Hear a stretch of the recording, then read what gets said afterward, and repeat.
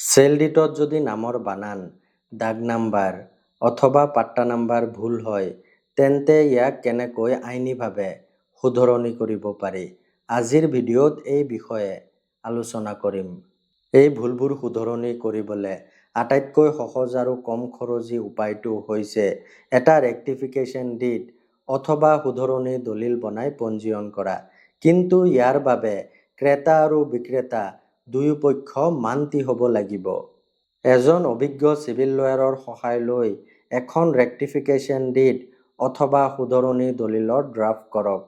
ৰেক্টিফিকেশ্যন did অথবা শুধৰণি দলিলত পূৰ্বৰ মূল চেল ডিডখনৰ পঞ্জীয়ন নাম্বাৰ, তাৰিখ আৰু ভুলবোৰ যেনে ভুল দাগ নাম্বাৰ, পাট্টা নাম্বাৰ অথবা নামৰ বানান স্পষ্টকৈ লিখিব লাগিব আৰু তাৰ বিপৰীতে শুদ্ধ তথ্যটো উল্লেখ কৰিব লাগিব। পূৰ্বৰ মূল চেল ডিডখন যোনটো ছাব ৰেজিষ্টাৰ অফিচত পঞ্জীয়ন হৈছিল, তাত গৈ ক্ৰেতা আৰু বিক্ৰেতা দুয়োপক্ষই সাক্ষীসহ ৰেক্টিফিকেশ্যন ডিড অথবা শুধৰণিৰ দলিলখন পুনৰ পঞ্জীয়ন কৰিব লাগিব।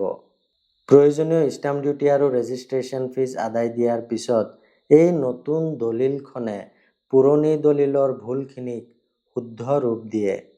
যদি বিক্ৰেতাই ৰেক্টিফিকেশ্যন ডিড অথবা শুধৰণিৰ দলিল কৰি দিবলৈ অস্বীকাৰ কৰে অথবা বিক্ৰেতাৰ মৃত্যু হৈছে আৰু তেওঁৰ উত্তৰাধিকাৰীয়ে কোনো ধৰণৰ সহযোগিতা কৰা নাই, তেন্তে আপুনি আদালতত গোচৰ দাখিল কৰিব লাগিব। স্পেচিফিক ৰিলিফ এক্টৰ ছেকশ্যন 26 অনুসৰি চিভিল কোৰ্টত suit for rectification of sale deed দাখিল কৰিব পাৰে। আদালতত আপুনি প্ৰমাণ কৰিব লাগিব যে এই ভুলটো অনিচ্ছাকৃতভাৱে বা টাইপিং কৰোঁতে হৈছিল।